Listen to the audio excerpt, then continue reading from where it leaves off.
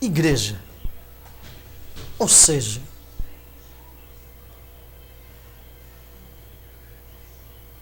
o que é igreja? Igreja realmente é aquela que é tirada para fora. Se você é tirado para fora, conforme a raiz etimológica desta palavra, extraído do grego, igreja, os tirado, ou seja, os expulso para fora. Então aí, em nossas pequenas exegeses, nós vemos o poder de Cristo. Porque se o povo daquela época, conforme está o povo de hoje, preso dentro de um templo, não é mais eclésia. Elas acham fora, está fora do sistema de Cristo. Nós temos que entrar nesse sistema de Cristo. Se estamos realmente a característica de igreja, de eclésia, nós temos que realmente executar o nosso trabalho, que foi incumbido para a igreja, de ir por todo mundo e proclamar o evangelho. Mas ir aos templos? Não. O mundo, esse é o palco que foi posto diante da igreja. O mundo não é dentro de um templo, de maneira alguma. O mundo é esse aí, que está se deteriorando, está se acabando, e a igreja está dentro de um templo. Está presa dentro de um templo. Está perdendo a sua característica de eclésia. O teologismo que eles criam, de uma filosofia teológica tão mesquinha, está tirando essa característica de igreja. Se nós continuarmos presos a um templo, nós estamos indo contra a ordem de Cristo. Lembra? Lá do livro de Marcos, capítulo 16, a grande comissão dos apóstolos, e de por todo o mundo pregar o seu evangelho. Aonde Jesus estava? Estava dentro de um templo? Será que eu não me recordo? Será que ele estava dentro de um templo, preso, instruindo, ensinando os seus discípulos, os seus futuros executores da sua obra? Será que estava dentro de um templo? E nós temos que pegar isso como um padrão, conforme a igreja primitiva, que realmente pregava o evangelho. Quando Pedro pregou o evangelho,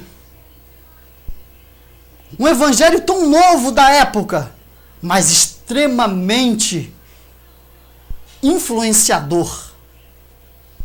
Aonde ele estava? Dentro de um templo? De maneira alguma. De forma alguma. Como é que dentro de um templo caberia 5.000 almas de uma só vez? E conforme narra a história, na cultura judaica, só se contava os homens. As mulheres, as crianças não. Eram 5.000 almas. Ou seja, 5.000 homens. E fora as mulheres. Poderia dar aí uns 15.000 ou 20.000 pessoas. E só vamos ganhar toda essa multidão, todo esse povo, todo esse rebanho, nacional e internacional, se for fora do templo. É dessa forma aí que nós temos que olhar a igreja primitiva, os apóstolos primitivos. Não a tradição, conforme eles estão criando, uma tradição que passa. Conforme Cristo vem nos ensinando, nos ensinou. Irmão, mas por que ele vem nos ensinando? Porque eles continuam. Cristo continua eterno. Então, o próprio Cristo pronunciou: passarão os céus e a terra, mas as minhas palavras não hão de passar. Ou seja, passarão as culturas, passarão os tronos, passarão a moeda, passarão tudo. Mas as palavras dele têm que permanecer para sempre. A Bíblia são palavras escritas. Mas nós somos palavras vivas, conforme nós somos vivos. O Evangelho, ele tem que permanecer vivo, não o Evangelho morto, conforme eles estão pregando. O Evangelho que não traz vida a ninguém. Traz uma vida corriqueira, uma vida passageira. É esse Evangelho que eles pregam aí. Um Evangelho totalmente materializado. E eu não enxergo, na minha ótica, uma visão microscópica, conforme a hermenêutica nos ensina, que nós temos que ter uma visão microscópica, uma visão além da matéria, além da escrita, mas uma visão totalmente espiritual.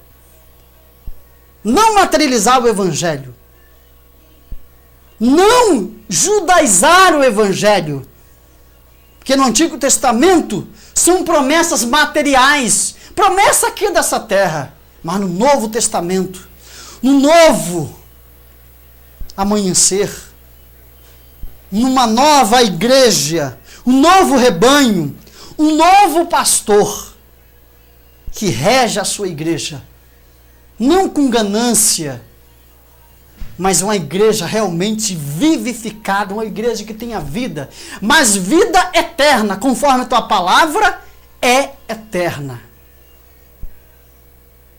Nós temos que olhar para Cristo, que muitas das vezes padeceu fome, muitas das vezes padeceu nudez. E, Senhor, quando nós estivemos nu, naquele grande dia, no juízo final, Ele irá perguntar: me deste de comer? Me deste de beber? Esta é a igreja que alimenta o seu próximo. Essa igreja que pensa no seu próximo. Irmãos, se você alimentar o seu próximo, fazer o bem, e sem olhar a quem?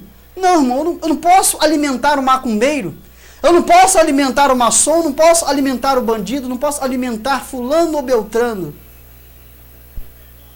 Aí você está vendo um amor egoísta, mas fazei o bem, sem olhar a quem. Bem-aventurado são os que dão, não os que recebem. Feliz são aquele que divulga, não só de forma teórica, mas de forma prática, o Evangelho do Senhor. É alimentar o seu próximo. É viver o Evangelho, permanecer no Evangelho, conforme Paulo e os apóstolos e Cristo ensinou. É viver o Evangelho. Ide por todo o mundo, ou seja, em todos os séculos, em todos os tempos, é a igreja ir por todos os lugares, pregando o Evangelho de forma, não só de forma teórica, mas de forma prática.